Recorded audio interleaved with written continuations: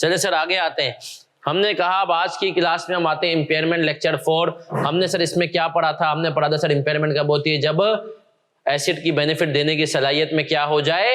कमी हो जाए। जब कैरिंग अमाउंट ज्यादा हो जाए किससे? रिकवरेबल अमाउंट से। रिकवरेबल अमाउंट क्या होती है? Higher of fair value less cost to sell, value in use, fair value, binding sale agreement, market value, cost to sell, incremental cost, value in use. 4 तरह के कैश फ्लोज नहीं आएंगे। कौन कौन से? Tax cash flows, financing cash flows, हमने कहा subsequent expenditure वाले कैश फ्लोज, और जिनका ताल्लुक पिछले पीरियड से हो। 2 कैश फ्लोज आएंगे, यूज और डिस्पोजल से। फिर हमने कहा था सर इंडिकेटर्स ऑफ इंपेयरमेंट होते हैं सर। फिर हमने एक कॉन्सेप्ट किया था जो है रिवर्सल ऑफ इंपेयरमेंट। छोटा सा कॉन्सेप्ट था जिसको मैंने कल करा दिया था। जिन बच्चों ने कल की क्लास मिस की है वो रिवर्सल के वाला जो है कॉन्सेप्ट देख लें। इजी सा कॉन्सेप्ट होगा, इतना मुश्किल नहीं होगा।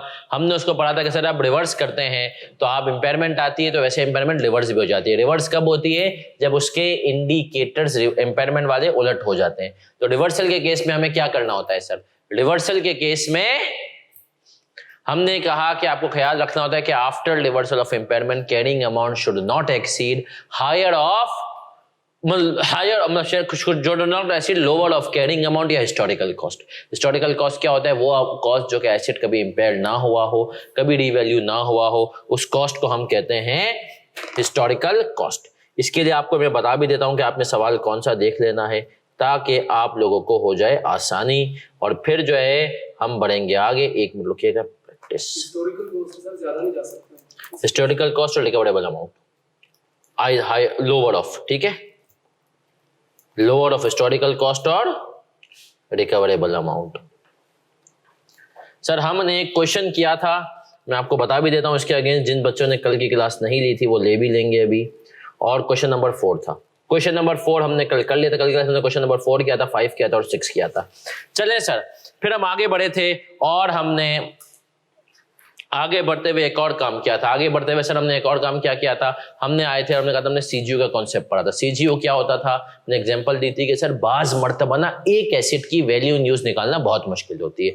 फेयर वैल्यू तो शायद हम निकाल लें, लेकिन वैल्यू इन यूज निकालते वक्त बड़े मसाइल होते हैं। सर जो एक एसिड की वैल्यू इन यूज निकालना मुश्किल होती है तो हम उसके लिए क्या करते हैं सर? हम सीजीयू की बेस पर जाते हैं। और कैश जनरेटिंग यूनिट क्या होता है? जल्दी बताओ सर। कैश जनरेटिंग यूनिट होता है, आपने कहा जो अपने बलबूते पूरे कंपनी को बंद कर दो फिर भी वो कैश कमा कर देगा। यूनिलीवर के लिए jet spot, Cornetto, jet spot, Cornetto, feast, magnum, जितने भी इसके इंडिविजुअल ब्रांड हैं ये सारे के सारे क्या हैं? सीजीयू हैं। यूनिलीवर के लिए केचप एक सीजीयू है, मायो एक सीजीयू है, ठीक है सर।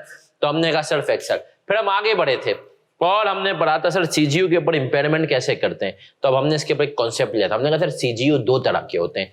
एक सीजीयू हमारे पास होते हैं कि वो सीजीयू जिसमें गुडविल हो, और एक सीजीयू होते हैं without goodwill. Sir CGU with goodwill example दी थी यूनिलीवर ने, फतेह अली केमिकल्स। यहां पर एक कंपनी खरीदी कराची के अंदर सर्फ एक्सेल बनाने के लिए, जब वो 1950s में आए, और पहले उससे अपना सर्फ एक्सेल बनाया व्हाइट लेबलिंग पे। 70s में उस कंपनी को जब खरीदा तो गुडविल पे खरीदा। अब Fateh Ali chemical Surf Excel जो बनाता है वो एक सीजीयू तो है, पूरी कंपनी को बंद कर दो सर्फ एक्सेल कैश कमा करके देगा, लेकिन वो सीजीयू विद गुडविल है। दूसरा सीजीयू होता है विदाउट गुडविल। सर हमने कहा जो सीजीयू विद गुडविल होता है, जो सीजीयू विद गुडविल होता है, तो हमने कहा सर उस केस में क्या होता है? सर हमने कहा हम सबसे पहले उस सीजीयू के अंदर हम जो विद गुडविल वाले में कोई एसिड स्पेसिफिकली मेंशन्ड हो, ये बर्बाद हो गया है, उसको इंपेयर करेंगे, फिर गुडविल को गोली मारेंगे और फिर बाकी एसिड्स पाएगी प्रोरेटा। गुडविल को हम पहले क्यों उड़ा रहे होते हैं? क्योंकि सर हमने कहा सब्जेक्टिव है। IS 38 कहता है कि गुडविल क्या है? सब्जेक्टिव है, पीछे बेस नजर कोई नहीं आ रही है। इसीलिए जहां मौका मिले या तो गुडविल रिकॉग्नाइज नहीं करने देता, वो इंटरनली रिकॉग्नाइज नहीं करने देता, एक्सटर्नल को कहता है। बोलता है एक्सटर्नल के केस में भी अगर इंपेयरमेंट आ रही है सबसे पहले क्या उठा दो? गुडविल को। फिर आ गया है, फिर हमने कहा कि सर सीजीयू विदाउट गुडविल है तो उसमें सबसे पहले अगर कोई एसिड स्पेसिफिकली आइडेंटिफाइड है, जैसे मैंने एग्जांपल दी थी, बाज मर्तबा वो कहता है कि यार सर साजिद ने बोला पूरा ऑडिटोरियम इंपेयर हुआ, इसमें से 2 कुर्सियां फुली बर्बाद हो चुकी हैं, तो सबसे पहले इनको उड़ाओ और फिर उसके बाद बाकी एसिड्स पे based on their carrying amount consider करना है।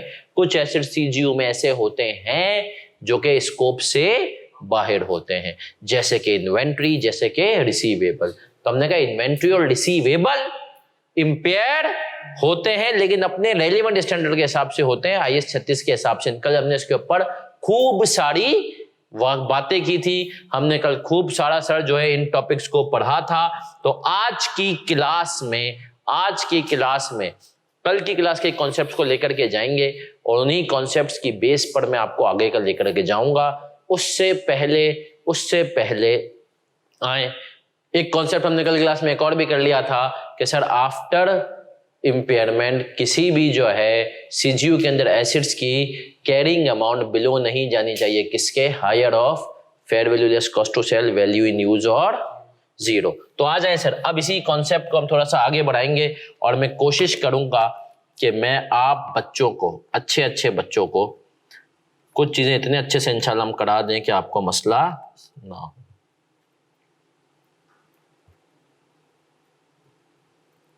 सर हम कर रहे हैं क्वेश्चन नंबर 7, इससे कल की क्लास का जिन बच्चों ने नहीं ली उनको एक रफली आइडिया भी मिल जाएगा, बट कल की क्लास आपने जरूर लेनी है, लेक्चर नंबर जो 3 होगा हमारा इंपेयरमेंट का। ठीक है सर, आ जाए। क्या कह रहा है, calculate the impairment loss if any in carrying amount of individual assets in CGU. An entity produces a product in a continuous process using 3 machines. Output of machine A is the input of raw material to machine B. Then output of which is the raw material for machine C. और अगर किसी के पास ये hand out नहीं है तो मैंने अभी ग्रुप में डाला हुआ है, वहां से डाउनलोड कर ले, और अगर नहीं है जो फिजिकल वाले बच्चे तो मुझे दे दे, मैं फोटो खींच के दे देता हूँ। Which is the raw material for machine C. The output for machine C is the entity's only marketable product. After recognizing depreciation for the year ended 31 December 2010, carrying amount of the machine A, B, C and R as follows. फिर कह रहा है there is no active market for products produced by A and B.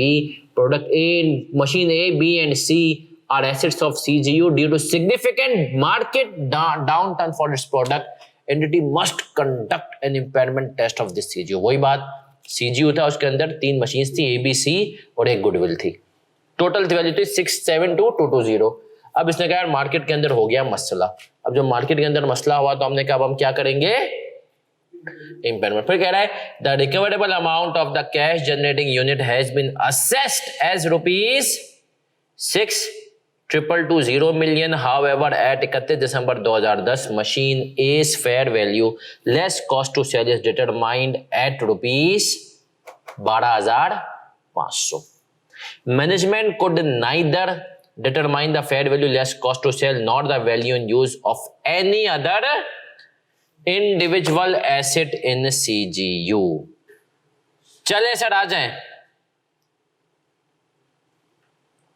बेटा, कल lecture number 3 हुआ है सिकंदर, तो इंशाल्लाह वो लेक्चर नंबर 3 आपको बहुत जल्द जो है नजर आ जाएगा, टेंशन ना लें। लेक्चर नंबर 3 मेरे ख्याल में आज अपलोड हो जाएगा। और इसी तरीके से अब सर आ जाएं, समरी में आ जाएं, वो तमाम हस्तियां जो कल की क्लास में नहीं थी और जो थी उनको भी रिवाइज करवा दूं। अब आप आ जाएं समरी के पेज नंबर 2 पे, जिसपे वो कह रहा है goodwill relating to single CGU। ये पॉइंट पे आ जाएंगे। जो समरी आपके पास गिवन है IS की, goodwill relating to single CGU, क्या कह रहा है, impairment shall be allocated to reduce the of CGU in the following order. Reduce the carrying amount of the goodwill first, then allocate the remaining impairment to other assets of the CGU pro rata on the basis of carrying amount of each asset in the CGU. In allocating impairment, don't reduce the carrying amount of any asset below the highest of. ये point अभी समझेंगे।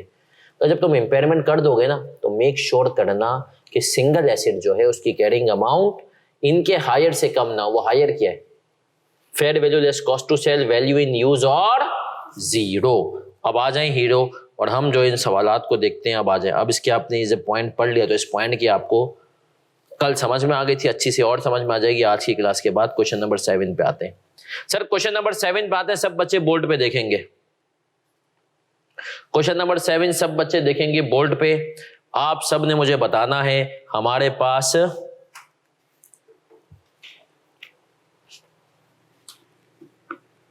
तीन machines थी, है ना, A B C, और चौथी चीज क्या थी, गुडविल। मुझे बताओ इनकी कैरिंग अमाउंट क्या थी, बताते जाओ। 13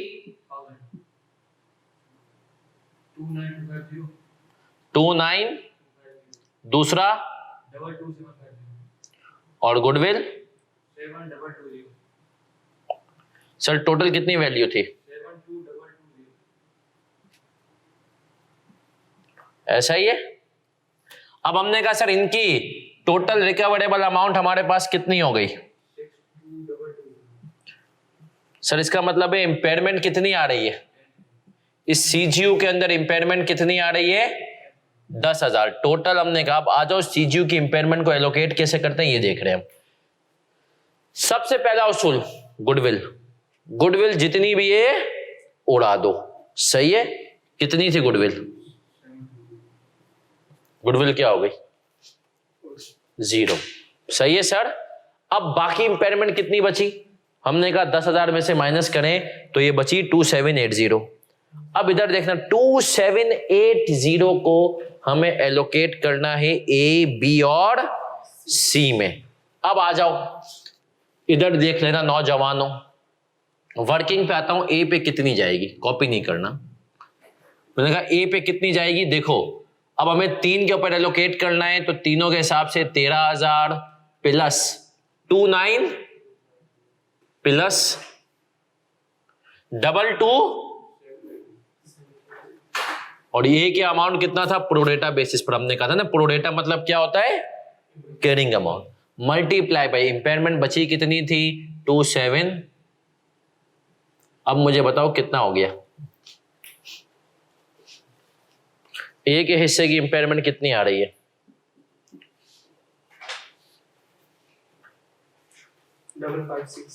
556। अब सब बच्चे इधर आए, सबकी तवज्जो इधर। सर ए के हिस्से की इंपेयरमेंट कितनी आ रही है, सर अब सवाल की तरफ आते हैं। सवाल में देखो ये क्या कह रहा है मुझे, सवाल में मेरा बच्चा ही मुझे कह रहा है machine A has fair value less cost to sell of 12,500, ऐसा ही है। अब अगर तुम समरी में आओ तो क्या कह रहा है, in allocating impairment don't reduce the carrying amount of any asset below the highest of, below the highest of, इन तीनों में से किसी के हाईएस्ट में से आपको नहीं कम करना। तो इसका मतलब क्या है सर, सर इसका मतलब ये है कि एक आपको fair value less cost to sell given है, तो ए आफ्टर इंपेयरमेंट अपनी fair value less cost to sell जो कि उसकी कितनी है, उससे कम नहीं हो सकता, समझ रहे हो, उससे कम।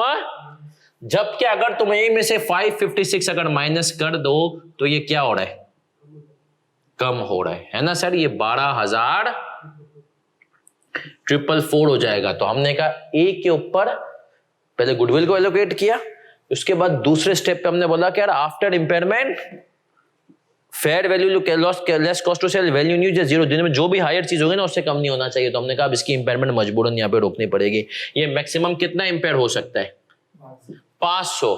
फिर हमने कहा सर अब बचा कौन, बी एंड सी। तो अब जितनी भी रिमेनिंग इंपेयरमेंट है वो हमें किस पे डालनी पड़ेगी, मशीन बी एंड सी। तो हमने कहा 556 से इसको हम रिस्ट्रिक्ट कर देंगे कितने पे,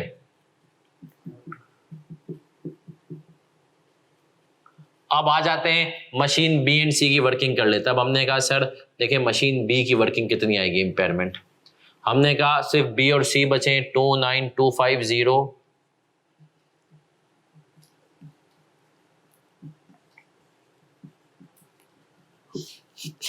मल्टीप्लाई बाई 10,000 की टोटल थी माइनस 7220 गुडविल ये ले गया और 500 ले गया। तो अब मुझे बताओ कितना आ रहा है, 12 82.5। तो बैलेंसिंग फिगर इसके पास, बताओ इसका कितना, इसको हमने स्टेरिक 2, वही बात कल भी समझाई थी, स्टेरिक करके आंसर डालो, आईकेप भी ऐसे ही करता है। 997, अच्छा उसकी सी की 997, अब बता दो कितना हो गया।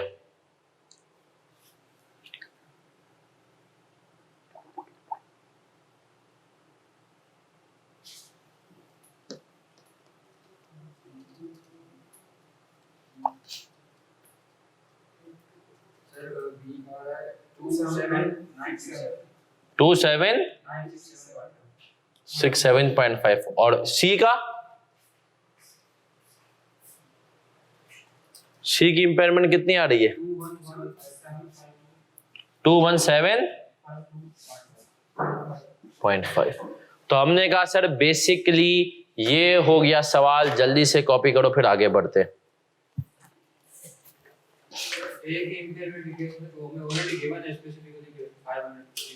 हाँ, एक केस में उसने, हो सकता है कि हम इससे कम भी होती ये। अब अच्छा तेरे सवाल को भाई, इसका सवाल है धीरज का कि सर एक ही केस में तो हम पैसे ही पता था 500, तो उसको डायरेक्ट 500 से नहीं हो सकते, मैं लोकेट करते और 450 आती तो हम 450 करते। हमने कहा सीजीयू के केस में वो कम इम्पेयर हुआ है। अब आता हूं एक और सवाल, इसके पीछे लॉजिक भी समझ लो, वैसे कल मैंने समझाई थी।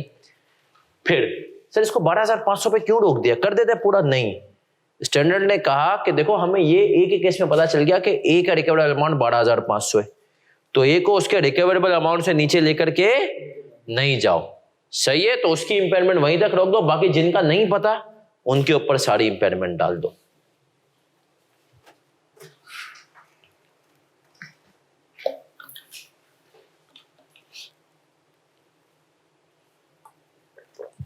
बिलाल फर्म के राइटिंग पैड पे आ गया? किस किस फर्म में राइटिंग पैड मिल रहा है? वीडियो में मिल रहा है, पीडब्ल्यूसी में भी मिलता है, बाकियों का मुझे नहीं पता। हम भी यही करते थे, राइटिंग पैड पे ही पूरे रजिस्टर बनाते थे। लेकिन सर एक बार नोट किए, जो बिग 4 का एनवायरनमेंट लेवल है उससे अगर आप एक स्टेप भी नीचे आए तो जीटीबीडी में बहुत ही सिग्निफिकेंटली डिक्रीज हो जाता है एनवायरनमेंट लेवल, जो उनका प्रोफेशनलिज्म होता है। ऐसा आपको लगता है? अगर कोई मुझसे पूछता है ना, तो हर फर्म का अपना डिपेंड करता है, हर फर्म का अपना अपना लेवल है। हाँ, पीडब्ल्यूसी में कुछ ज्यादा ही सख्ती है, मैंने आर्टिकल्स पीडब्ल्यूसी में की हुई है। देखो पीडब्ल्यूसी में जो मैंने हमारे टाइम पे था, काम जैसा भी करो डॉक्यूमेंटेशन अच्छी होनी चाहिए। तो पीडब्ल्यूसी में लेट सिटिंग्स बहुत ज्यादा है, इन्वायरमेंट सबसे स्ट्रिक्ट है। मतलब मुझे याद है, अभी मेरी एक स्टूडेंट बता रही थी और बहुत ही इनह्यूमन हरकत की, उसके चाचा का इंतकाल हो गया। वो 9 बजे फॉर्म पहुंचे, उसको 9:30 बजे कॉल आ गई थी, उसको घर नहीं जाने दिया, प्रेशर पीरियड था। वो 1:30 बजे गई, तो उसमें भी सीनियर ने कहा कि भाई कि बहन आप जो है ना घर से हो सके तो काम कर लीजिएगा। अभी मेरे साथ क्या किया था, ठीक है, और सिर्फ 2 दिन रहा। जी जी सर, ऐसा ही होता है। आप किसी भी फर्म में हो, कुछ पीडब्ल्यूसी में बता रहे, ये फर्ड पे था सर, मसाइल है। मेरे फर्म में भी ऐसा ही होता है। और मैं आपको बताऊं, फर्म में जो है ना ये, अब जैसे मेरी फर्म में भी एक मतलब 2-3 बच्चे हैं जो कि आउटसाइड कराची के। तो एक बच्चा था, उसको रहीम यार खान जाना होता है, तो उसको मैंने स्कूल बनाया हुआ है। मैंने कहा देख ये तेरे ऊपर है, नॉर्मल जो छुट्टी के दिन होंगे ना उससे 1 दिन पहले तो छुट्टी ले सकता है। अब गवर्नमेंट ने ईद पे दी थी बुश से, बल्कि जो है अपना, बल्कि उसने मंडे से छुट्टी। मैंने कहा तू मैंने कहा अब 2 ही दिन थे, क्लाइंट से मैं बात कर लूंगा। मैंने उसको मंडे ट्यूसडे दोनों दिन दे दिए, वरना उसका असूल क्या है कि 1 दिन। मैंने कहा तू जुम निकल जा, बट मैंने कहा एक बात मेक श्योर करना, मुझे संडे को फिर तो वापस चाहिए। लेकिन सर ये फर्म, आप खैर मैं कभी इसके ऊपर बात करूंगा, बच्चा सोचते हैं अपने बारे। फर्म में मैं इस बात को मानता हूं कि कभी कभी अननेसेसरी लेट सिटिंग्स होती हैं, और कभी कभी नहीं, अक्सर। आपको लगेगा कि यार मेरे साथ जो हुए हैं वाकयात, फिर कभी बताऊंगा। सर यही होता है, काम होता है, बैठे रहते हैं पूरा दिन। वो बेसिकली उनको यार एक डर होता है, देखो एक डर का इन्वायरमेंट होता है। तुमको लगता है सीनियर मैनेजर को डर होता है, अगर बच्चे को बेच दिया और पार्टनर ने याद कर लिया ना, सोचता है मेरी मौत है। तो अपनी मौत को बचाने के लिए मतलब अपने आप वो आपके लिए चीटिंग करवाएगा। और वीडियो के साथ वीडियो मशहूर हो रहा है कि वीडियो काम पकड़ता है और उसके पास नीचे बच्चे नहीं रखता, उसमें वो कंजूसी करता है। बहुत काम इनके पास आ रहा है। चले सर आ जाए, अब एक और सवाल करते हैं आपके पास्ट पेपर का, मतलब आपके मतलब आईकेप के पास्ट पेपर का। विंटर 2017 का सवाल है, क्वेश्चन नंबर 10 है प्रैक्टिस क्वेश्चन का। क्वेश्चन नंबर 10 है प्रैक्टिस क्वेश्चन का, question number 17 sorry, page number 10, question number 17 page number 10। इसी किस्म का सवाल है। अब आ जाते हैं, कह रहे रिक्वायर्ड कंप्यूट दी, क्या हैंड आउट नहीं है, ग्रुप में डाला हुआ है मैंने, ग्रुप में है अगर तू नहीं तो फोटो ले ले। Compute the amount of impairment and allocate it to individual assets. Also calculate the amount to be charged to profit or loss for the साल ended 30 June 2017 under each of the following cases there is a significant decline in budgeted cash flows of the CGU. वही बात कि cash flows के अंदर कमी आ रही है, value in use पे कमी आ रही है। अब इस सवाल को जरा पढ़ते हैं। Following details relate to a CGU of Khaibar Limited as at 30 June 2000। तुम्हें कैरिंग वैल्यू दी हुई है, fair value less cost to sell भी दी हुई है, बिल्डिंग दी हुई है कौन से मॉडल पे, रीवैल्यूएशन मॉडल पे, machinery equipment cost model, licence investment property fair value model, investment property cost model, goodwill दी हुई है 3 की, और हमें कहा हुआ इन्वेंट्री एट एनआरवी। फिर कह रहा है balance of surplus on revaluation of building as on 30 June 2017 amounted to ₹3 million. मुझे बताओ इस लाइन की क्या सिग्निफिकेंस है, इस लाइन की क्या सिग्निफिकेंस है जो ये बैलेंस वाली लाइन कह रहा है।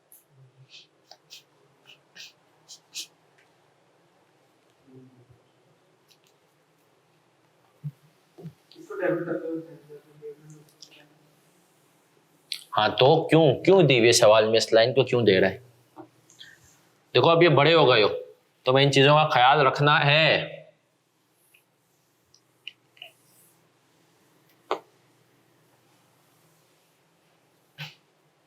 चलो रिक्वायरमेंट पढ़ो फिर बताओ, रिक्वायरमेंट पढ़ो फिर मुझे बताओ इस लाइन की क्या सिग्निफिकेंट है।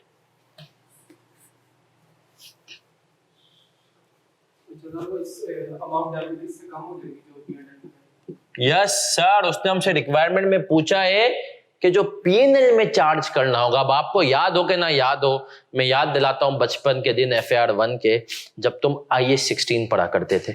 IAS 16 में आपके टीचर ने आपको लाजमी बताया हुआ होगा कि जब आपके पास सरप्लस आता है तो पहले साल और अगले साल फिर लॉस या इंपेयरमेंट आ जाती है तो आप पहले सरप्लस को खत्म करते हो, वो पीएनएल में नहीं जाता, तो इसीलिए इंपॉर्टेंट है। क्या मैं यहां तक क्लियर हूं? अब सर एक और चीज जो कि मेरा बहुत सारा बच्चा गलती करता है, वो क्या गलती करता है मैं आपको बताता हूं क्या गलती करता है। देखो स्मार्ट स्टडी, शुरू से मैं कहता हूं ना सीए मुश्किल नहीं है, क्या है? स्मार्ट स्टडी का दूसरा नाम है सी। अगर आपने हमने कहा तो आप स्मार्ट स्टडी नहीं करते। अब सुनिएगा क्यों कह रहा हूं मैं ये, आप है ना इस पे हैंड आउट जो है उसके ऊपर एक क्वेश्चन पे नंबरिंग डाल दिया करें रजिस्टर के, और रजिस्टर को अपने नंबर कर लें, ताकि आखिरी दिन जब आपको रिवाइज करना ना तो आप हर सवाल को वापस पूरा रिवाइज नहीं करेंगे। इस सवाल के ऊपर मैं लिखवाऊंगा लास्ट डे रिवीजन। ये पहला सवाल आ रहा है हमारा लास्ट डे रिवीजन का, इंपेयरमेंट का। इसका मतलब क्या है कि आखिरी दिन अगर आपने इस सवाल को देख लिया ना तो आपको सीजीयू की impairment with goodwill is out of scope और एसेट्स सारी चीजें समझ में आ जाएंगी। ठीक है सर, तो लास्ट डे रिवीजन लिखेंगे इस सवाल के ऊपर। अब आप सारे सवाल नहीं देखेंगे आखिरी दिन में, आप बहुत सारे सवाल शायद अपने रिवीजन में भी ना देखें। अब आपके दिमाग में अगर ये सवाल मैं देख लूंगा तो मुझे अब तक के जो कॉन्सेप्ट पढ़े सीजीयू के सारे क्या हो जाएंगे एक ही सवाल में। इसको कहते हैं स्मार्ट स्टडी। याद रखो FFR में आखिरी दिन मुझे तुम्हें बनाना है चीता कि तुम आखिरी के ना 3-4 दिनों में FFR अच्छे से रिवाइज कर दो, नहीं तो सर नहीं संभल था ये। तो आ जाए सर अब पढ़ रहा हूं मैं। Following details relates to a CGU of a Khyber as 30 June 2000। Carrying value, fair value less cost to sell, building revaluation model 22, 21.7, machinery cost पे दी हुई थी, इक्विपमेंट था, लाइसेंस था, इन्वेस्टमेंट प्रॉपर्टी थी, गुडविल थी। जब तक मैं बोर्ड पे ये सारी चीजें लिख रहा हूं, आप लोगों से एक ही रिक्वेस्ट करूंगा, एक ही ख्वाहिश का इजहार करूंगा, वो ये है कि आप इसमें से आइडेंटिफाई कर लें कौन सी चीजें IAS 36 के स्कोप में नहीं है। चले जी, मुझे इनकी कैरिंग वैल्यू भी आप लोग बताते जाएं। रुपीज इन मिलियन है ना, कैरिंग अमाउंट बताते जाएं। बिल्डिंग की कितनी है? 22, 15, 19, 20, 22, 8। ऐसा ये टोटल कितना हुआ?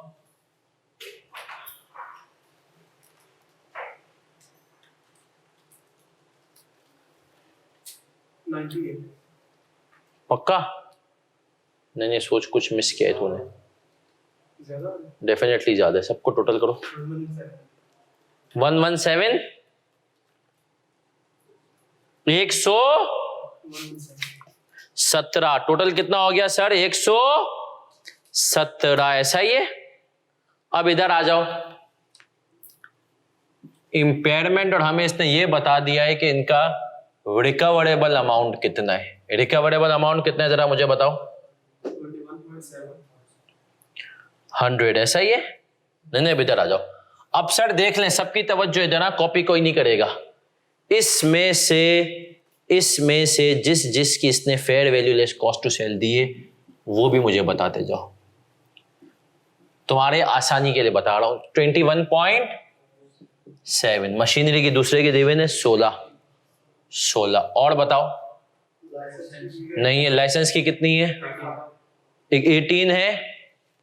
और हमने कहा किसकी है फिर? इन्वेस्टमेंट प्रॉपर्टी फेयर वैल्यू की 22 है। कॉस्ट की है? नहीं है। इन्वेंट्री की है, कितनी है? 8। अब सब बच्चे इधर देखना, कॉपी नहीं। इस सवाल को करने जा रहे हैं। 17 की इंपेयरमेंट है, मानते हो? अब सबसे पहला काम तुम्हें क्या करना है? सबसे पहला काम तुमने कहा जो आउट ऑफ स्कोप है। देखो, सवाल करने का तरीका सिखा रहा हूं, और ये कॉलम मैंने तुम्हारे समझाने के लिए बना दिए। पेपर में ना भी बनाओ तो चलेगा। मैं कहता पेपर में सर सीखो, क्लास में कैसे परफॉर्म करना है। पेपर में हम क्लास में सीख रहे हैं तो आ जाए पेपर में कैसे परफॉर्म करना है। सबसे पहले आउट ऑफ स्कोप एसेट को उड़ा दो, उनके ऊपर इंपेयरमेंट जाएगी ही नहीं। जाएगी भी तो उनके स्टैंडर्ड के हिसाब से। अगर वो हमें कहता ना इन्वेंट्री 7 की हो गई है तो हम 1 की इंपेयरमेंट ले लेते, लेकिन इस समय ऐसा कुछ भी नहीं किया। इसका मतलब हमने कहा इन्वेंट्री तो ऐसे ही आ गई। Sir investment property fair value 22 की थी और उसकी 22 ही है, तो इसके ऊपर भी कोई इंपेयरमेंट जाएगी? नहीं सर, ये दो तो इन्होंने कहा भाई हम तो इंपेयरमेंट से क्या है? आजाद हैं। हम इंपेयरमेंट से क्या है? आजाद है। सबसे पहला काम आउट ऑफ स्कोप वालों को अलग कर दो। हमने कहा तू तो स्कोप में है ही नहीं, तू CGU में है, लेकिन तू इंपेयर।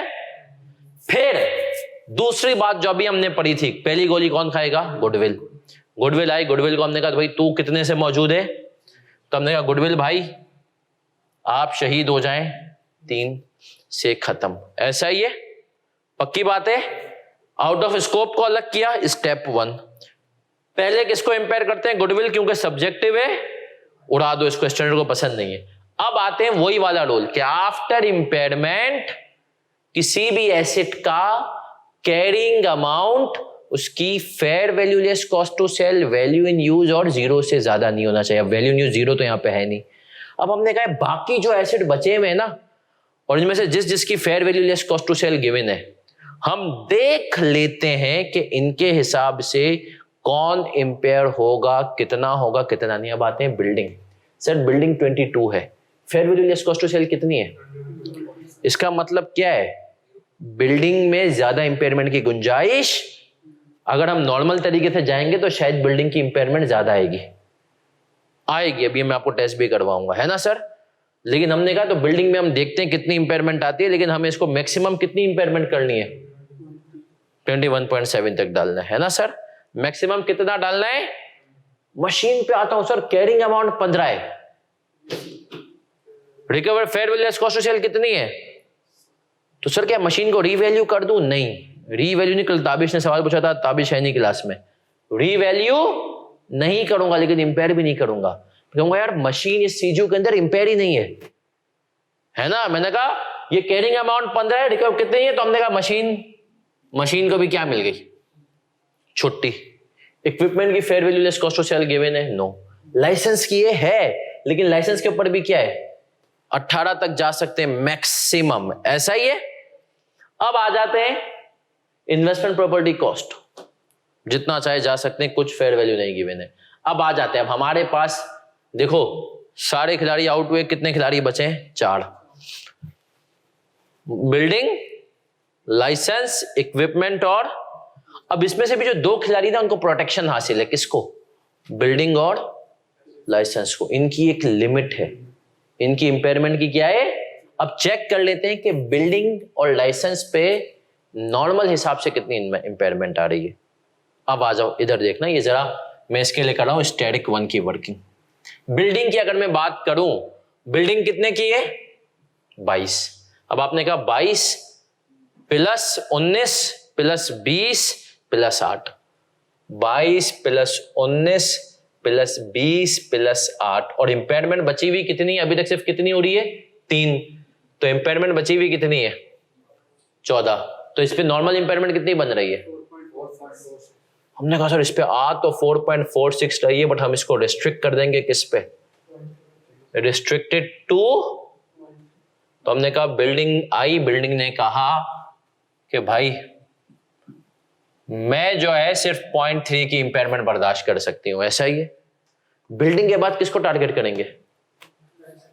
हमने कहा भाई आप आ जाओ, अब जो रिमेनिंग इंपेयरमेंट बची है उसके लिए हम आपकी तरफ आते हैं। इधर देख लो, लाइसेंस कितने का था? अब बिल्डिंग का तो फैसला हो गया, तो हमने बिल्डिंग को हटा दिया। 19 plus 20 plus 8 multiply by 14 minus 0.3, इसको कितनी मिल रही है? 5.8। इसके हिस्से में कितनी जा रही है? हमने कहा नहीं सर, आपको भी रिस्ट्रिक्ट कर देंगे। कितने हैं? वही बात, आप पवे वाले हैं, आप सोर्स वाले हैं, रिस्ट्रिक्टेड टू 2। क्यों सर? हमने कहा ये जा ही 18 तक सकता है। तो अब मुझे बताओ मेरा बच्चा कि ये पास पेपर का सवाल है, सही ना सर? और विंटर 17 5-6 साल पुराना। अब हमने कहा सर बिल्डिंग को हमने रिस्ट्रिक्शन मार दी, अब बचे बेचारे 2 ही, इनके पास कोई सहारा ही नहीं है। जो भी बचेगा वो इन दोनों को मिलेगा। तो आ जाए सर, अब हम जाते हैं इक्विपमेंट पे। हमने इसके साथ रेफरेंस दे दिया वर्किंग 1 का, इसके साथ रेफरेंस दिया वर्किंग 2 का। अब हम जा रहे हैं 3rd केस, और वो क्या है सर? हमने कहा अब इक्विपमेंट 19 का बचा है, और equipment plus investment property multiply by impairment कितने की बची है? 14 माइनस 0.3 माइनस 2, 8.23। हमने कहा सर आपको तो ज्यादा शहादत लेनी पड़ेगी, 8.23, और जो फिर रिमेनिंग बैलेंस होगा वो किस में जाएगा? 3.47। तो मुझे इनके क्लोजिंग बैलेंसेस भी बता दो, ये कितना हो गया? 19 में से ये गया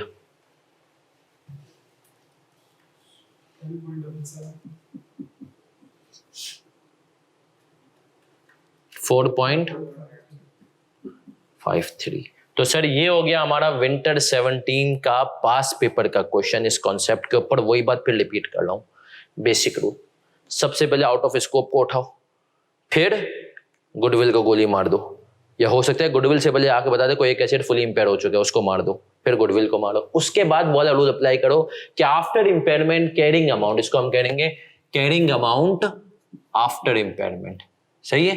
carrying amount after impairment carrying amount should be higher of 3 चीज, fair value less cost to sell, value in use या 0। तो यूजुअली हमें फेयर वैल्यू गिवन भी होगी, जैसे यहां पर था। तो हमने क्या कर दिया? उनकी इंपेयरमेंट को रिस्ट्रिक्ट किया, और जिन बेचारों की फेयर वैल्यू गिवन नहीं थी उनको हमने क्या कर दिया? फुली इंपेयर कर दिया। तो ये बेसिकली करने का तरीका ये जो पिछली क्लास से हमने कॉन्सेप्ट शुरू किया था उसको अभी हमने खत्म किया। इसको जरा कॉपी कर लो।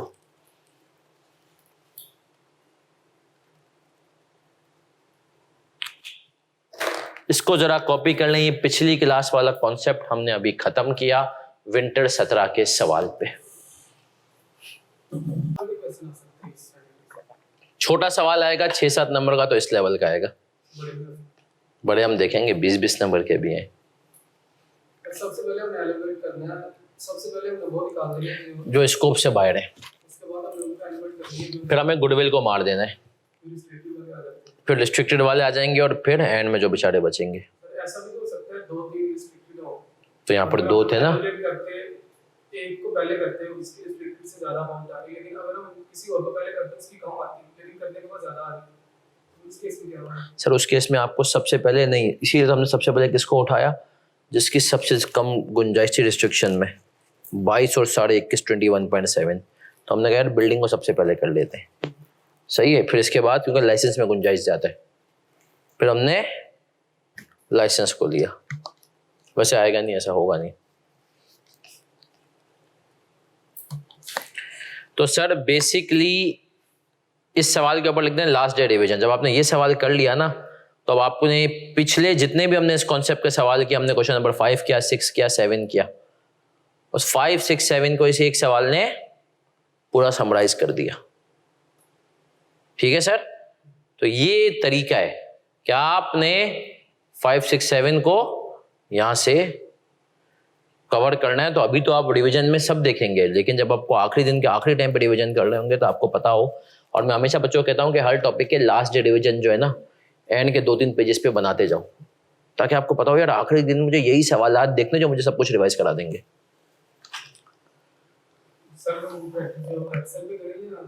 अब मैं सर कल इसके बारे में बात की थी, आई के अपने सॉफ्ट सिग्नल तो अब तक यही दिया है कि पेपर होंगे कंप्यूटर बेस्ड, तो हम कंसोलिडेशन में उसमें शिफ्ट हो जाएंगे।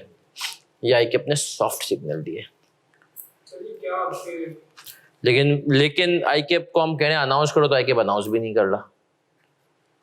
तो इसका मतलब ये कि कुछ तो है जिसकी पर्दा मोस्ट प्रोबेबली अपनी टेक्निकल टीम के साथ होगा, टेस्टिंग कर रहा है।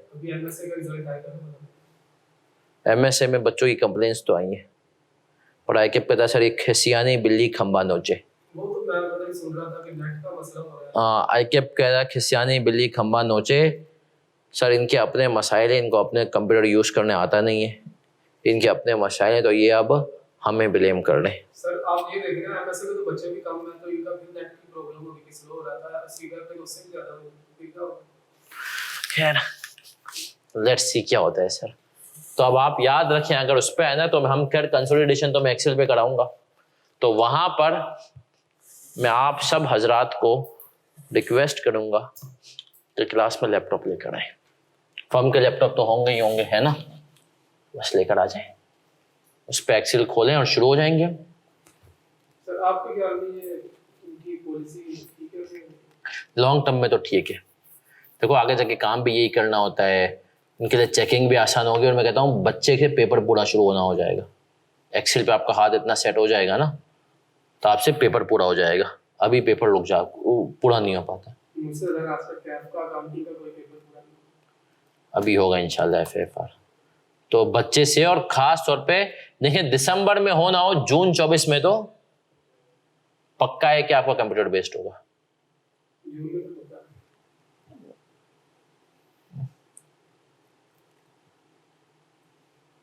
चलिए सर इस सवाल के ऊपर लास्ट डे रिवीजन लिखें, इसके लर्निंग आउटकम्स भी लिख लें। Learning outcome number 1, testing of out of scope assets. Testing of out of scope assets. Learning outcome number 2,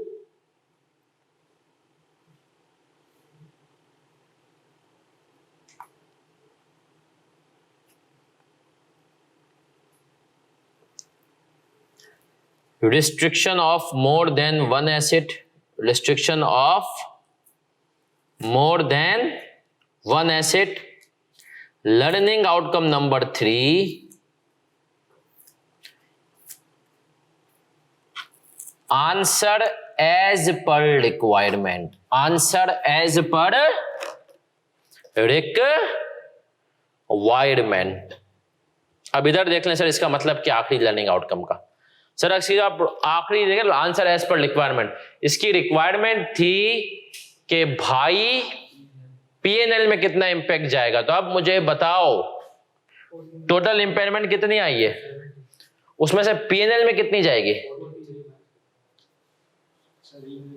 नहीं, यही तो आपने गलती की, पीएनएल में जाएगी 16.7।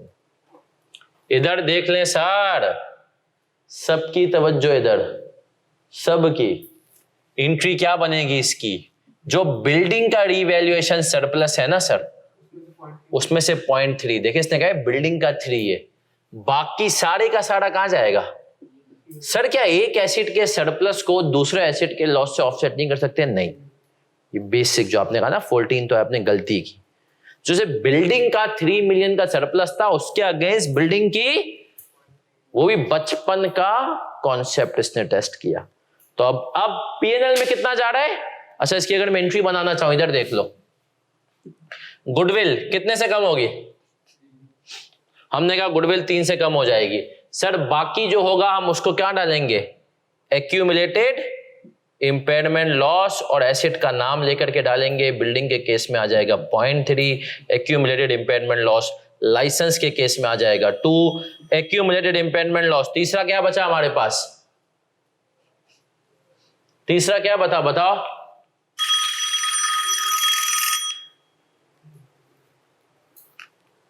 जल्दी बताओ। इक्विपमेंट कितना हो रहा है? 8.33, और चौथा हमने कहा इन्वेस्टमेंट प्रॉपर्टी कॉस्ट कितना? 3.47। तो हमने कहा सर बेसिकली ये इसका बड़े एंट्री इसकी होगी, ठीक है सर। तो आपने याद रखना है, क्या हम क्लियर हैं?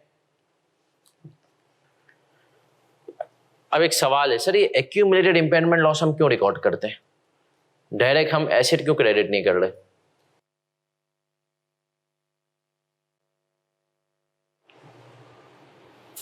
चलें सर बढ़े आगे। अब सब बच्चे इधर देखेंगे, सब बच्चे, एक सवाल मैंने आपसे पूछा है, वो सवाल ये पूछा है sir accumulated impairment loss, accumulated depreciation हम क्यों करते हैं? ये सवाल आपको पता है, मैं जब सीए क्वालिफाई हो गया तो एक कंपनी है अलाइड इंजीनियरिंग सर्विसेज, मैंने वहाँ पे जॉब इंटरव्यू दिया था। वहाँ पर एक बुजुर्ग अंकल बैठे थे। अब मैं गया फुल भरम में कि यार इनको क्या अकाउंटिंग आती होगी, और मैं उस टाइम पे पढ़ाना शुरू कर चुका था। मैंने कहा मुझसे अच्छी रिपोर्टिंग तो इनकी होगी नहीं। सवाल हुए, अंकल ने 2-3 सवाल के मैंने जवाब दिए। फिर अंकल ने पूछा ये बताओ accumulated impairment loss, accumulated depreciation हम क्यों क्रेडिट करते हैं? व्हाई नॉट डायरेक्टली एसेट, जैसे कि हमने गुडविल को किया है ना यहाँ पर। एक्यूमुलेट को करने की क्या जरूरत है? व्हाई नॉट डायरेक्टली एसेट, बताओ। अब मैंने कहा यार ये चीज तो कभी पढ़ी नहीं हमने। क्यों भाई बताओ, पढ़ी कि नहीं पढ़ी? कभी नहीं पढ़ी बस ये बता रहा है कि सर वजह है, अब मैं आपको बताऊंगा इसके पीछे 2 रीजन है। पहली चीज एक्यूमुलेटेड इसलिए, जो पहला जवाब है जो कि हल्का जवाब है कि सर ये फ्यूचर में रिवर्स भी हो सकता है। देखो गुडविल का रिवर्स नहीं होगा, हमने डायरेक्ट गुडविल को क्रेडिट किया। लेकिन ये जितने भी है फ्यूचर में रिवर्सल ऑफ इंपेयरमेंट, कल हमने टॉपिक जिक्र किया था, जिन्होंने नहीं देखा वो देखेंगे, रिवर्स हो सकता है। ये तो हल्का। दूसरा एक और मैनेजमेंट जवाब है, आपको एक्यूमुलेटेड का वर्ड बता रहा होता है कि ये एसिड तुम इतना यूज कर चुके हो, इतना डेप्रिशिएट कर चुके हो। अगर 20 मिलियन का एसिड था, 18 एक्यूमुलेशन में पड़े हुए हैं, तो इसका मतलब क्या है? तुम 18 का, तो तैयार रहो, इतने का खर्चा तुम्हारे पास और आने वाला है। अपने पास रिजर्व क्रिएट करो, अपने पास क्या करो? रिजर्व क्रिएट करो। ये तुम्हें एक इंडिकेशन दे रहा है तुम इतना एसिड यूटिलाइज कर चुके हो, इसीलिए। अब सर ये उसका जवाब था। अब जब उनको पहला जवाब तो मैंने दे दिया, दूसरा जवाब में मैं भी आए बाएं शायद ऊपर नीचे, लेकिन वो मुझे लाए उस पे बोला। तो इससे उन्होंने सवाल पूछ लिया कि अच्छा बताओ एक्यूमुलेटेड रिकॉर्ड करने से मैनेजमेंट को क्या फायदा? वहां से मुझे क्लिक हो गया और वहां से मैंने उनको जवाब दिया। खैर वो अलग बात है कि फिर भी उन्होंने मुझे नहीं रखा था, सही है, और अच्छा वो नहीं रखा था, वो रख लेते तो फिर मैं यूनिलीवर नहीं जा पाता, नहीं चले जाता था, लिखा होता, फिर मेरा यूनिलीवर में हो गया था। सही है सर। तो सर आ जाए, अब आते हैं, एक सवाल है ऑनलाइन से कि सर इसका मतलब समझा दें, समझा दें सर। अगर आप इसकी रिक्वायरमेंट देखेंगे सवाल की, तो उसने हमसे रिक्वायरमेंट में स्पेसिफिकली पूछा है सवाल में कि आप हमें इसका पीएनएल का इंपैक्ट बता दें। उसने हमें ये नहीं कहा कि आप हमें इसका बताएं इंपेयरमेंट के जैसे कहा है amount to be charge to profit and और लॉस अकाउंट, वो अमाउंट बताएं जो कि प्रॉफिट एंड लॉस में चार्ज हो। तो हमने कहा बिल्डिंग का रीवैल्यूएशन सरप्लस मौजूद है 3 का, ठीक है, 3 का अगर बिल्डिंग का सरप्लस मौजूद है तो IAS 16 का बेसिक कहता है कि अगर किसी एसेट का सरप्लस मौजूद है तो उसकी इंपेयरमेंट को पहले सरप्लस के अगेंस्ट चार्ज करो। तो बिल्डिंग की 0.3 सरप्लस पे चार्ज होगी, पीएनएल पे 16.7 जाएगा। सर यहां तक हम क्लियर हैं? चलें सर, अब हम आगे बढ़ेंगे। अब थोड़ी सी चीजों को और इंटरेस्टिंग देखें। अब तक हमने इंपेयरमेंट का नॉर्मल सवाल पढ़े, इसके बाद हमने इंडिकेटर्स पढ़े, इसके बाद हमने रिवर्सल पढ़ा, इसके बाद हमने सीजीयू देखा, और सीजीयू के अंदर हमने शरारतें देख ली ना। आप यकीन माने अब तक हमने वो पढ़ा है जो 2014 से पहले FAR2 में होता था। ये इतना जितना भी हमने पढ़ा ना 2014 से पहले किस में होता था? 14 भी नहीं, 2017 से पहले FAR2 में। अब जो हम पढ़ने जा रहे हैं ना, ये FAR की असल कहानी। अभी आपके FAR1 में CGU नहीं है, पता है ना आपको, FAR1 में CGU। अभी जो हम पढ़ने, तो CGU तो आप जिन्होंने, आप जो नए बच्चे हैं, आप लोगों ने तो FAR में आप कूद चुके हैं, लेकिन अगर कुछ कोई पुराने बच्चे भी हैं तो वो, और असल में उनके लिए अब FAR शुरू होगा। अब आते हैं सर कुछ शरारतें नोट करते हैं। एक टेबल बनाऊंगा, उसको आपने मेरे साथ बनाना है।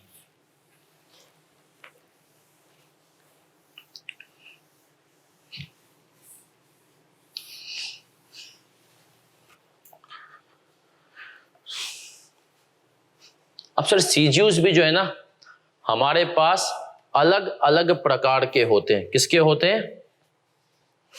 अलग अलग प्रकार के।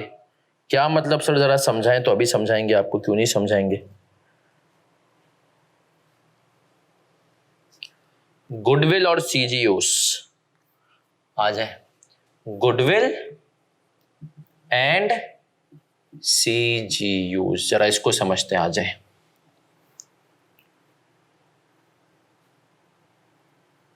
सिंगल CGU विद गुडविल, इसके लिए एग्जाम्पल के तौर पर लिख दें फतेह अली केमिकल्स, जो कल हमने पढ़ी थी, सर्फ एक्सेल, और जिसके लिए हमने क्वेश्चन नंबर 17 देखा, उसकी ट्रीटमेंट ऐसे हो जाती है। या क्वेश्चन नंबर हमने 7 वगैरह देखा था। यहां पर थोड़ी सी शरारतें हैं। Goodwill allocable to multiple CGUs।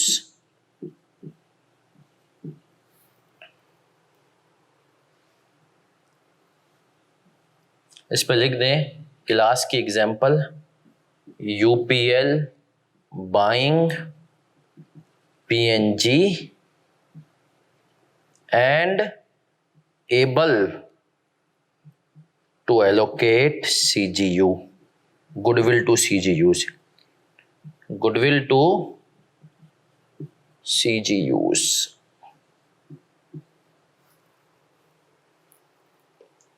इसके नीचे रूल लिखें, टेस्ट फॉर इम्पेयरमेंट only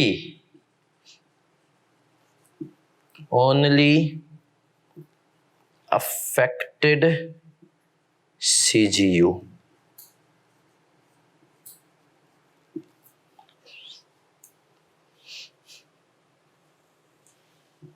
फिर थर्ड केस क्या है?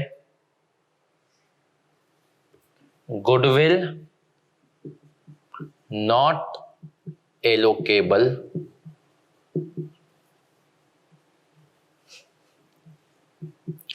To CGUs।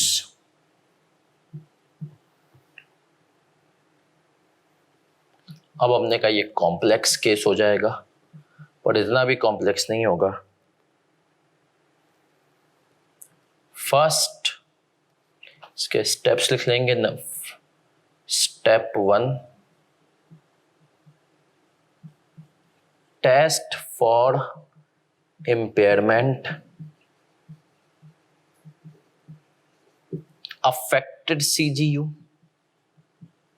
अफेक्टेड सीजीयू पहले स्टेप में करोगे। स्टेप 2 में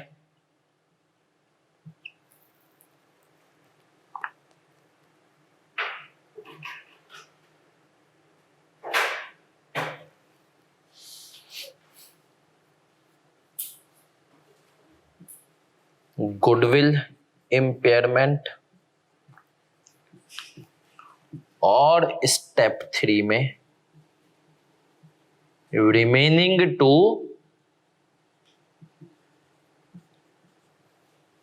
अदर सीजीयूज। इसको कॉपी करें फिर इसको समझते हैं।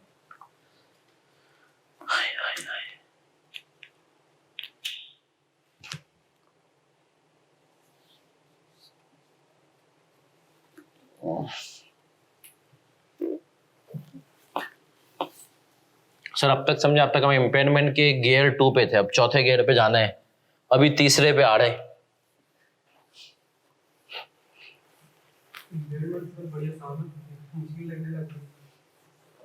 वो FAR 1 में और थी ना बेटा। असल इम्पेयरमेंट तो अब है। आए सर आए गुडविल एंड सीजीयूज। कॉन्सेप्ट से समझेंगे ना तो इंशाल्लाह चीजें याद रहेंगी। सर एक तो हमने पढ़ लिया फतेह अली केमिकल्स। फतेह अली, ये हमने कहा दिया सर, इसके लिए क्वेश्चन नंबर हमारे पास क्या है 17 है, जो कि अभी हमने देखा कि आपके पास सीजीयू था और सीजीयू के अंदर क्या चीज थी, गुडविल थी। ऐसा ही है, वो एक ही सीजीयू था उसके साथ गुडविल थी। जैसे यूनिलीवर ने खरीद ली Surf Excel Fateh Ali chemicals. अब आ जाओ ये चीज सब सुनना पहले इसको। सर सपोज करें यूनिलीवर ने, किसने, यूनिलीवर ने पीएनजी को खरीद लिया। पीएनजी मतलब प्रॉक्टर एंड गैम्बल। उसके मशहूर ब्रांड्स बताते जाओ। हेड एंड शोल्डर है, पेंटीन है, सेफ गार्ड है ना। पीएनजी के मल्टीपल ब्रांड्स हैं, प्रॉक्टर एंड गैम्बल के। अब आप सुनिएगा, यूनिलीवर ने पूरे प्रॉक्टर एंड गैम्बल को खरीदा। सपोज करो अगर उसके नेट एसेट्स थे, कंसोलिडेशन तो हमने पढ़ी हुई है 100 मिलियन के, उसने उसको खरीद लिया 150 मिलियन पे, तो गुडविल कितने की थी। अब सवाल ये, जो 50 मिलियन की गुडविल है ना पूरी कंपनी की है, इसको हम एलोकेट कैसे करें। हेड एंड शोल्डर को कितनी है, पेंटीन को कितनी है, प्रॉक्टर है उसको, सेफगार्ड को कितनी है, समझ रहे हो। तो हमने कहा ये थोड़ा सा मुश्किल काम है। अब यूनिलीवर अगर किसी भी बेसिस पर, यूनिलीवर अगर किसी भी बेसिस पर इस काबिल हो जाए इसके, आप यूनिलीवर पीएनजी की जो गुडविल है उसको डिफरेंट सीजीयू में बांट दे, उसको डिफरेंट सीजीयू में बांट दे, तो ये केस 2 हो जाएगा, goodwill allocable to multiple CGUs. क्या कह रहा है इसके अंदर, test for impairment only affected CGU. जो सीजीयू अफेक्टेड है आपको इम्पेयरमेंट उसी की टेस्ट करनी है। जो सीजीयू अफेक्टेड है आपको इम्पेयरमेंट उसी की टेस्ट करनी है। सही है। इसके आगे लिख लो क्वेश्चन नंबर 8 ताकि तुम्हें याद रहे। क्वेश्चन नंबर 8 में हमने ये कॉन्सेप्ट किया है। अब आ जाओ ये वाले केस में, हम क्या कह रहे हैं, गुडविल, सर यूनिलीवर ने पीएनजी को खरीदा तो सही, लेकिन हमने कहा यूनिलीवर पीएनजी के हर सीजीयू को, सेफगार्ड को और आपका पेंटीन को, हेड एंड शोल्डर को और जो भी पीएनजी के ब्रांड्स हैं उनको यूनिलीवर अलग अलग गुडविल का हिस्सा नहीं दे पा रहा। अब उस केस में स्टैंडर्ड ने कहा तुझे 3 काम करने होंगे। कौन से, इधर देख लो। Step 1 test for impairment affected CGU. Step 2 goodwill को इम्पेयर मार दो। Step 3 remaining to other CGUs। अब चलिए देखें, लिखने में शायद थोड़ा मुश्किल लग रहा हो, समझने में, करने में आसान है। हाँ, जिन बच्चों की एक क्लास मिस हुई है वो जरूर लेंगे तो उनको चीजें और स्ट्रीमलाइन। मैं आपको बता दूं सर, इम्पेयरमेंट के अंदर अब तक मुश्किल बातें हुई हैं शुरू, लेकिन इतनी नहीं हुई जितना जो है अभी आपको आगे बहुत कुछ है ना, अभी इसके इम्तिहान और भी हैं। चले सर आ जाए, अब हम आ जाएंगे। सबसे पहले हम करेंगे क्वेश्चन नंबर 8। क्वेश्चन नंबर 8 पे आ जाएं और उसको हम करेंगे ताकि आपको समझ में आ जाए कौन सा केस है।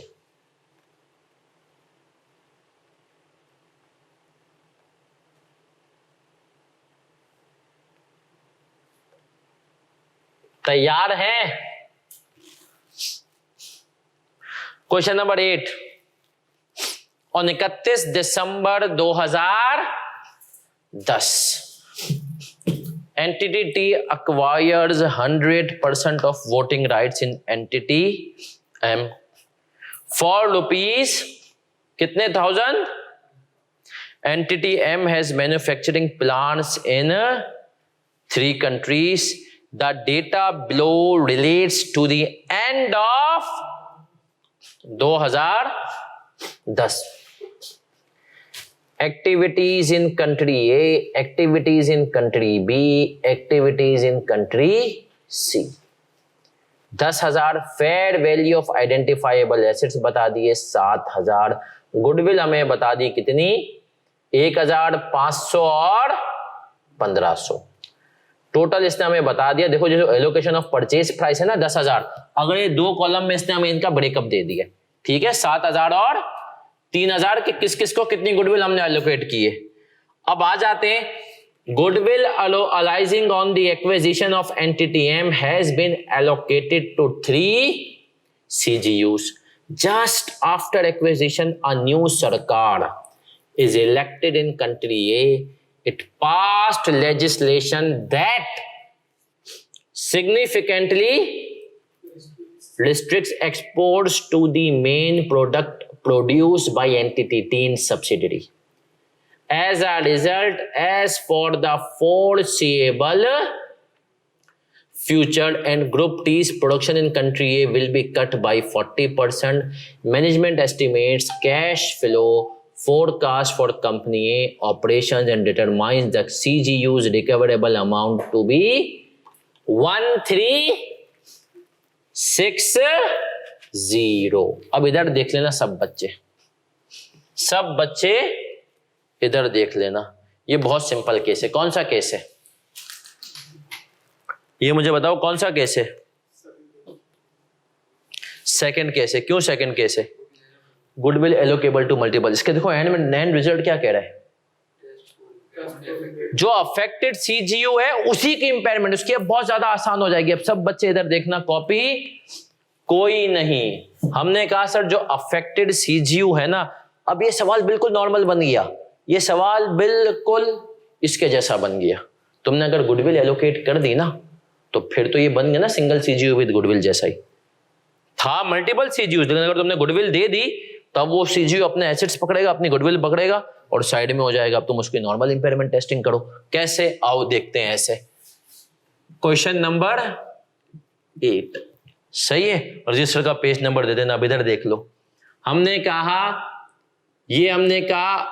क्या था, कंट्री है ना, कंट्री है। अब देख लो सर इसके पास 2 ही तरह के एसेट्स है, अदर एसेट्स है और गुडविल है। ऐसा ही है, अदर एसेट्स है और गुडविल है। हमने कहा इनके अमाउंट, कैरिंग अमाउंट कितनी आ रही थी इसकी बुक्स में, इसकी कितनी आ रही थी अदर एसेट्स की? 2,000। ऐसा ही है। और गुडविल की कितनी आ रही थी?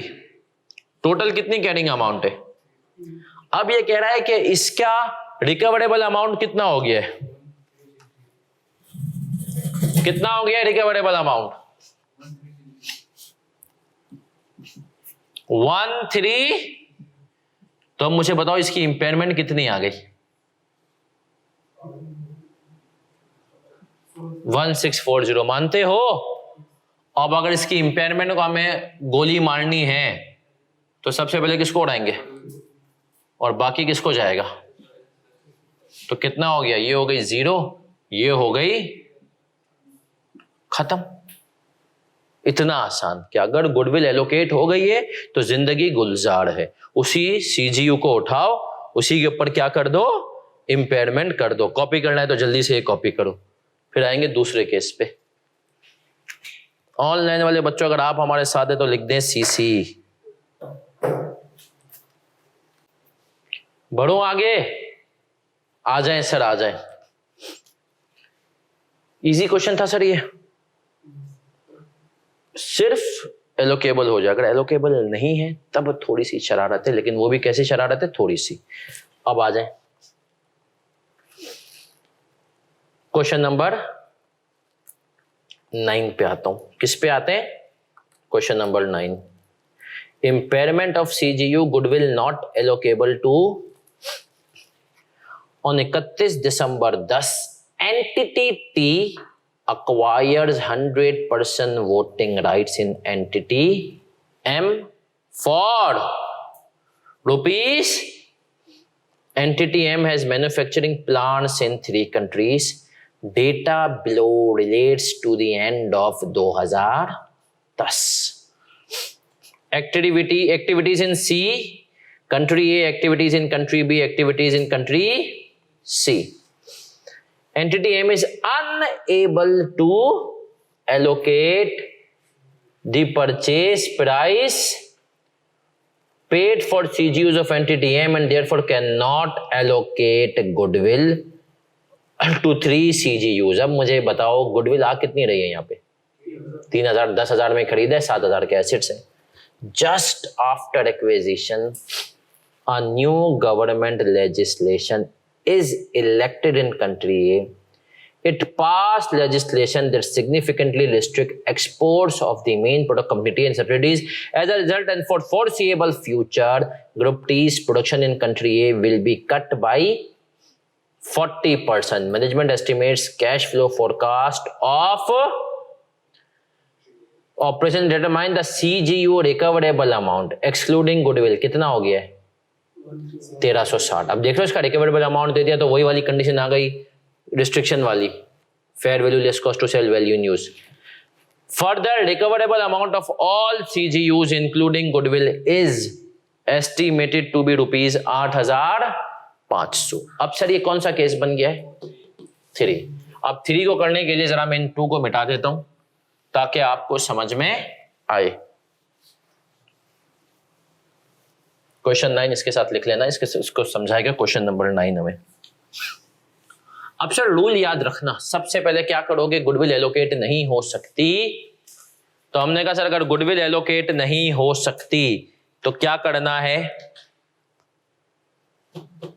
सबसे पहले उस अफेक्टेड सीजीयू को टेस्ट करना है। उसके अंदर गुडविल तो है नहीं, है ना, चाहो तो लिख भी लो, बस अंडरस्टूड भी है, विदाउट गुडविल, विदाउट उस अफेक्टेड सीजीयू को टेस्ट करना है विदाउट। सर फिर दूसरा काम क्या करना है, गुडविल की इंपेयरमेंट की तरफ जाना है, और फिर तीसरा काम कुछ होगा तो बाकी सीजीयूज के ऊपर उसका है। हालांकि इन बेचारों का कोई कसूर नहीं है, क्योंकि अभी गुडविल एलोकेट नहीं हो पा रही। तो अब इस सवाल को जरा समझते हैं, सब बच्चे इधर देख लें। इसको करने का थोड़ा सा तरीकाकार अलग है। कैरिंग अमाउंट पे हम आते हैं, A, B, C और गुडविल। सर टोटल मुझे बताते जाए नेट एसेट्स की वैल्यू कितनी है, 10,000 है, अलग अलग बताएं इसकी कितनी है,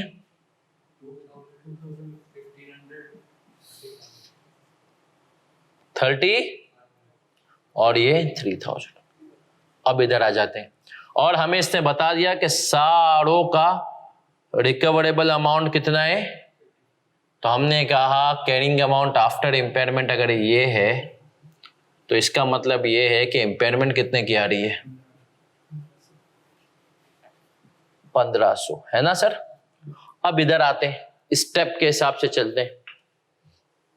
test for impairment affected CGU, सबसे पहले अफेक्टेड सीजीयू पे आए, हमने कहा तेरी इंपेयरमेंट चेक करते हैं। तो इसने इसके बारे में हमें बता दिया है कि ये कहां तक पहुंचा है, तो इसमें कितने की हिट ले ली, 640 की इसने हिट ले ली, मानते हो? अब इधर आ जाओ, दूसरे नंबर पे क्या कहा? गुडविल को इंपेयर कर दो, गुडविल को इंपेयर कर दो। तो हमने कहा ठीक है, आ जाते हैं। गुडविल कितनी बची? 1500 में से 640 की गई, तो हमने गुडविल की इंपेयरमेंट कितनी डाल दी? जो रिमेनिंग थी 860, है ना? कितना बचा? 2100, और रिमेनिंग अमाउंट ये दोनों पे कोई कुछ नहीं किया, ये दोनों अपनी जिंदगी जीते, हंसी खुशी जीते रहे। अब मैं अब पहले कॉपी कर लो, फिर मैं शरारत डालता हूं, फिर मैं गुडविल के ऊपर भी लेकर जाता हूं, है ना सर?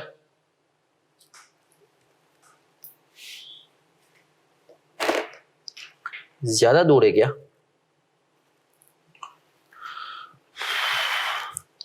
मैं पढ़ देता हूं। Test for impairment, affected CGU, goodwill impairment, और फिर हमने कहा रिमेनिंग टू अदर सीजीयूज। सर समझ में आया कि इस केस में बड़ा सिंपल, सबसे पहले अफेक्टेड सीजीयू था, इसको उड़ाओ, फिर गुडविल पे मारो, फिर अदर सीजीयूज पे जाओ।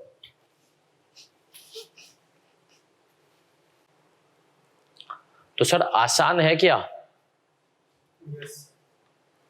अभी पता चलेगा सर। इसमें एक सवाल जब 20 नंबर का आता है ना, अभी इसमें एक कॉन्सेप्ट हमारा सीजीयू के बाद और बाकी है, वो है कॉर्पोरेट एसेट्स। सर आपने इस बार कितने क्रेडिट किए?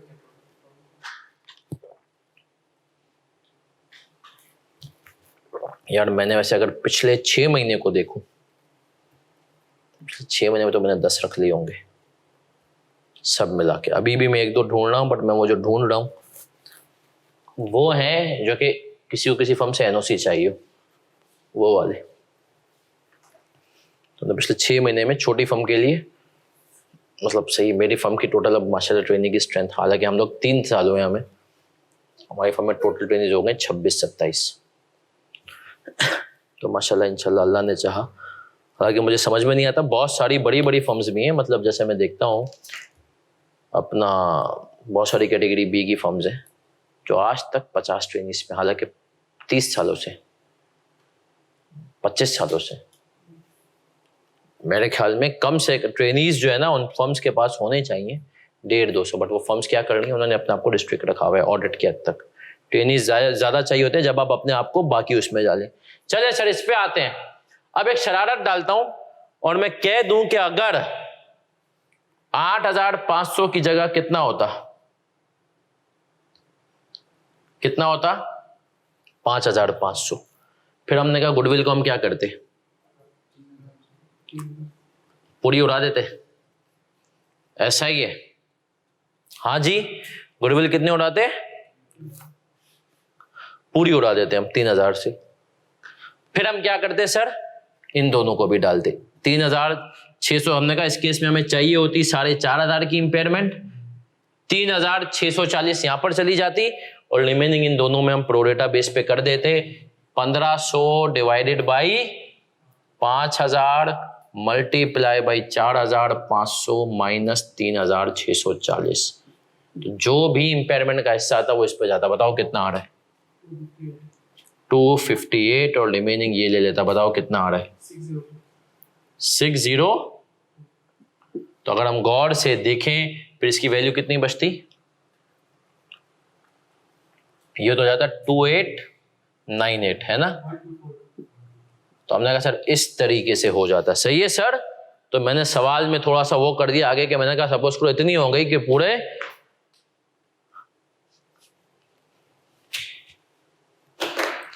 तो सर ये तो बेसिकली अब तक का हमारा हो गया काम।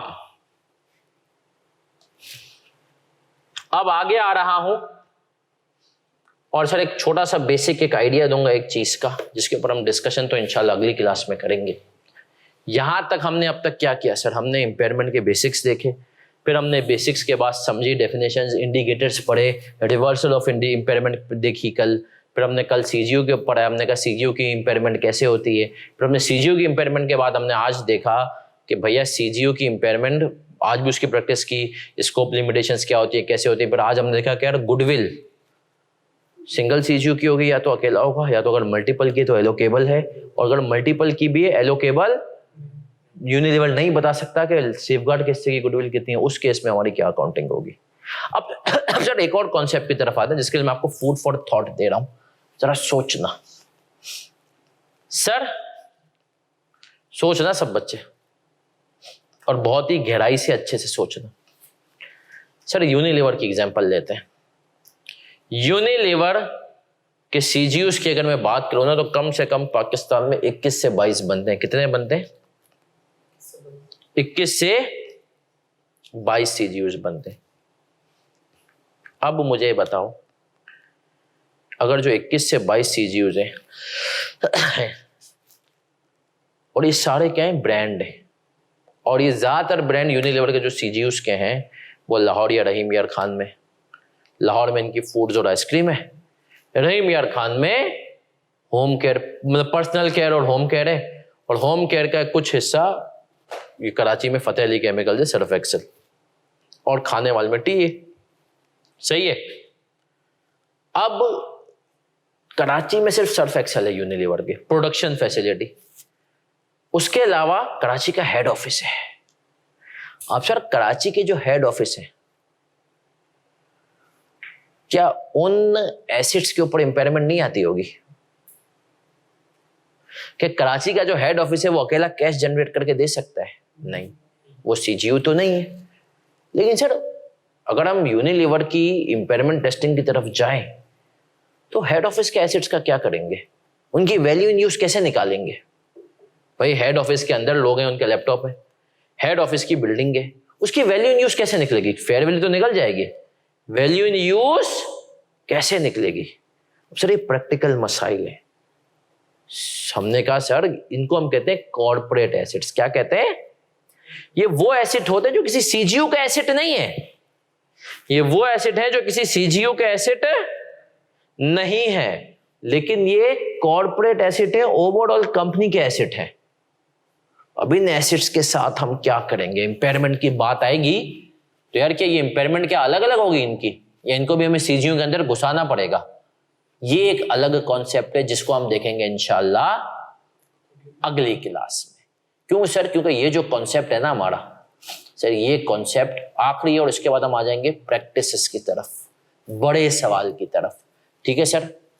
उससे पहले कुछ जरूरी बातें, बहुत सारे बच्चे माशाल्लाह बहुत तेजी से जा रहे हैं। पोर्टल पे मैंने 4 टॉपिक्स डाले हुए, कौन कौन से? 2, 5, कंसोलिड अपना 9 और अपना नहीं 15 डाला हुआ है अभी, और 9 डाला हुआ है ना। 9 डल गया नहीं गया पोर्टल पे? नहीं है। 2, 5 है, 15 है जो नया पोर्टल है। जो पुराने वाले उनकी ऑनलाइन वालों तुम में से कोई बताएगा?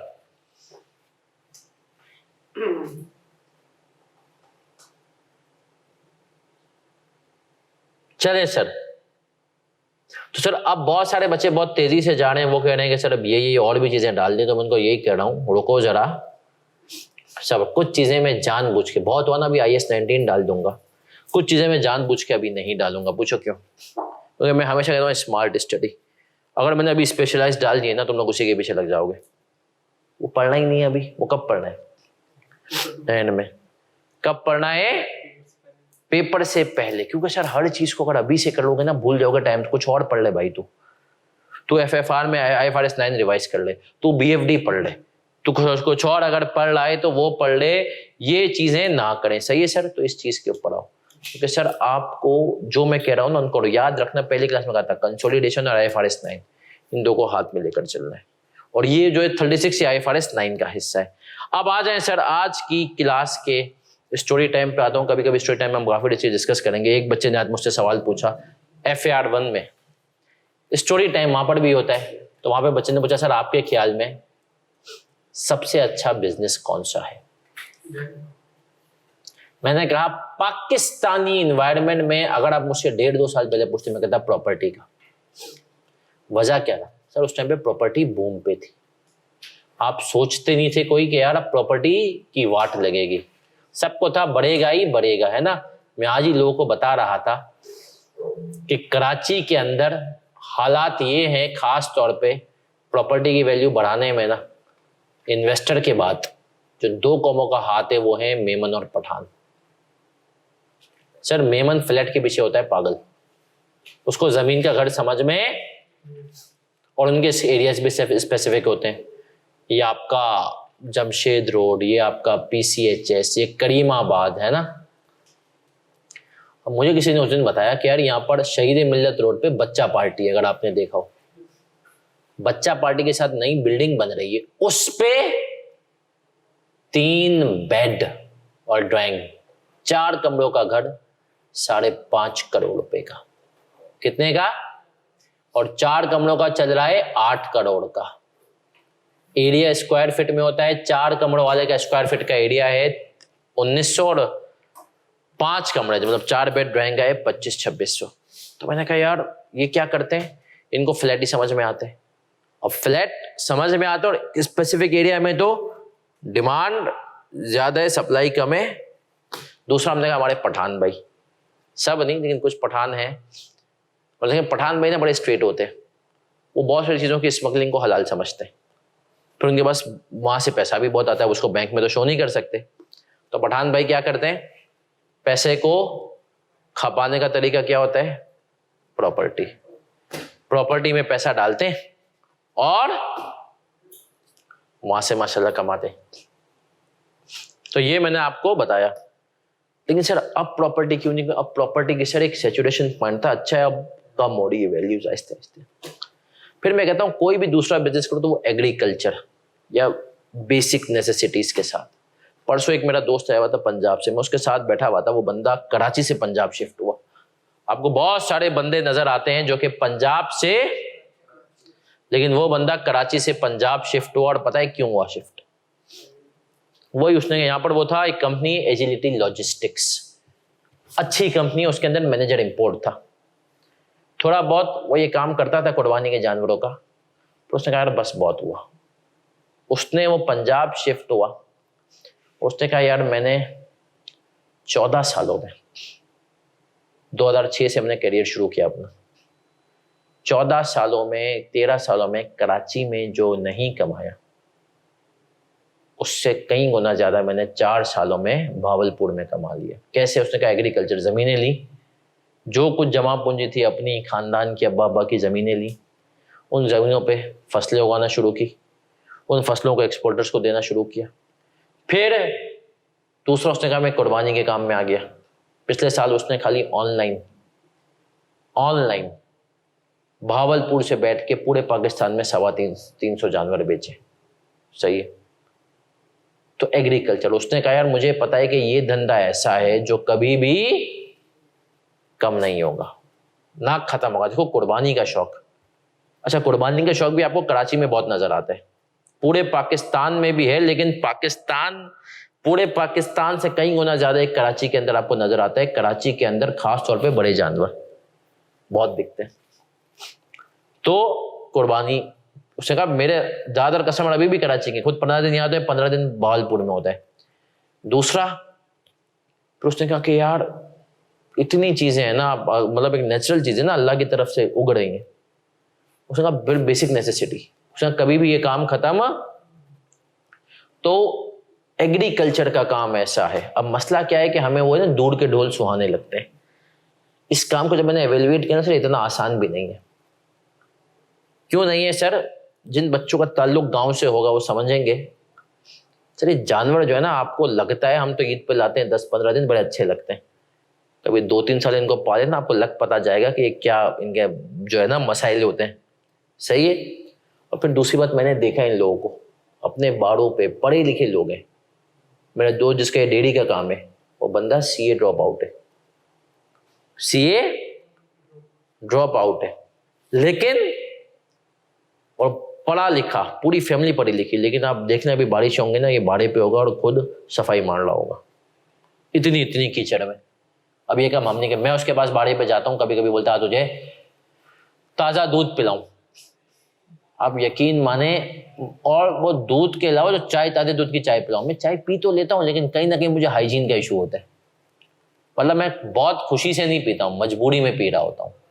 तो सर ये है, लेकिन वही बात हर बिजनेस में, अब इस बिजनेस में रिस्क भी है, सांस का काम है, जानवर की साल के अंदर 1-2 जानवर मरते हैं, बट वही बात है ना सर। लेकिन बिजनेस अगर किसी ने मुझसे पूछा ना कौन सा करूं, मैं कहता हूं यार या तो ये एग्रीकल्चर का करो पहला, दूसरा कोई दूसरा बिजनेस कोई भी करो जिसके अंदर आपको मजा आता हो।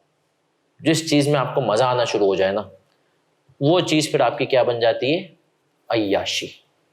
मैं देखता हूं ऐसे लोगों को जिनको रेस्टोरेंट्स में मजा आता है, लगे हुए होते हैं पूरा पूरा दिन, फिर उसमें आपको काम फील नहीं होता। अब जैसे ये जानवरों का, कुर्बानी के जानवरों का जिसको मैंने काम करते हुए देखा है, उस काम में बहुत मजा आता है कि यार जानवर है ना, इनके साथ रहना है मुझे। तो इस अप्रोच से जाओ। और मैं हमेशा कहता हूं कि यार पाकिस्तान को मजीद बिजनेसमैन की जरूरत है। देखो जॉब करने वाले तो हैं, बहुत है, और फिर मैं कहता हूं जॉब अगर करनी है ना तो भाई अब बाहर जाके करो, इस फील्ड वाले, क्योंकि यहां पर तुम जॉब कर रहे हो और यहाँ पाकिस्तान से बाहर जॉब कर रहे हो, इतना फर्क है। हाँ अगर कोई फैमिली मजबूरियां हो, इकलौते हो, तो फिर अलग बात है। वो फिर वो बच्चे जो आते हैं ना कराची में सिंध से पढ़ने, सही है, या उनको तो मैं कहता हूँ देखो तुम ना तो वैसे ही आर्टिकलशिप के लिए किसी तुम अपने घर से दूर ही आए हो ना, थोड़ा दूर दुबई चले जाओ, सऊदीया चले जाओ, जिंदगी में तुम देखोगे कि सर, और ये फैक्ट है, मैं आपको सच बताऊं ना, मैंने बहुत सारे अपने ऐसे दोस्त देखे हैं, और मतलब मुझे खैर शुरू से बाहर नहीं जाना था, वरना मैं आपको बताऊं ना जो बाहर के लड़के हैं वो कभी कभी जब बातें करते हैं ना तो मैं बोलता हूँ यार तुम लोगों के लिए कोई चीज मटीरियल ही नहीं है। और वाकई में ऐसा है, मतलब उनके लिए 15-20 लाख की बात ऐसे करते हैं 15-20 हजार रुपए। क्यों? माशाल्लाह यूएस में है, 10 साल से है। इसी तरीके से कभी एक दिन मुझे मेरा दोस्त करे, अच्छा यार चल ये मसला है, तो चल इस बंदे को जो है ना मैं कोई उसी में अच्छे उसमें 500 बेच देता हूँ। अब वो कह रहा था $500, हमारे मुल्क में अभी कितना हो गया है, 1.5 लाख पर। कभी ये पाकिस्तान आते हैं, मैं इनके साथ बाहर हम जाते हैं, तो सर ये अब हम जाते हैं, एग्जाम्पल आप कहीं गए, बिल आया 3,500 का, 2 लोगों ने खाया, 3 लोगों ने खाया, 3,500 का बिल। अब हम कहते हैं 500 रुपये टिप बहुत हुआ, वरना 200-250, ये 5,000 की नोट रख देगा। उसके लिए क्यों बोलते हैं, क्या है, $3 तो है, सही है, $4 तो है, वो इस किस्म के। तो ये एक होता है, हाँ तो ये है, बट वही बात है कि वही बात फिर वो बहुत सारी चीजें कॉम्प्रोमाइज भी करते हैं। खैर बिजनेस की जब मैंने बात की, बिजनेस में सोचो अगर बिजनेस में आना है, और एक चीज अपने ऊपर से हटाओ, जरूरी नहीं है कि तुम सीए हो तो यही वाला बिजनेस करो, फर्म वाला ही, कोई और। हाँ क्वालिफिकेशन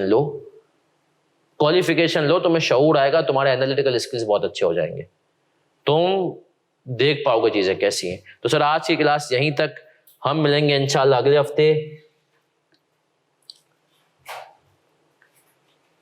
जी बेटा ऐसा ही है, ठीक है Naval, thank you, Allah Hafiz.